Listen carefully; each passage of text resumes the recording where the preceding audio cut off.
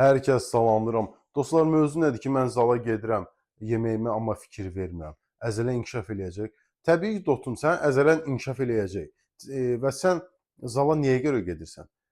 Formaya düşmək üçün, əzələnin inkişafı üçün. Arıqlamaq üçün çox faizi gedib yürüyüş eləyər, yeməyə fikir verər ki, arıqlayasan. Amma təbii ki, indi əksəriyyəti həm arıqlamağa görə gedir, həm də əzələ kütləsi yığmaq üçün. Amma ki, burada bir məsələ var, dostum. Sənin əzələn var. Amma yağın altında qalır. Sən o xətti görmürsən. Və burada əksəriyyəti nə deyir? Mən çəkimi salsam arıqlayaram, balaca olacam. Xeyr dostum, sən elə düşünürsən. Amma sənin çəkin düşəndə o artıq yağın gedir. İnanın ki, əzələ daha da böyük görsənir. Tam səmimi deyirəm.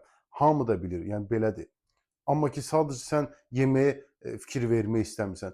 İndi burada sən nə udursan ki, sən həm yeyirsən, həm də gedirsən zala, həm yəni kalorisini itirirsən. Yediyin, yəni orada zalda çıxardırsan. Vəssalam. Amma qaldı ki, sənin formaya düşməyin bir balaca uzun məsələdir. Uzun məsələ deyil. Təbii ki, əzələ inkişaf edir, amma yağın altında qalır. Sən onu görmürsən. Əzələ var, gücün də var.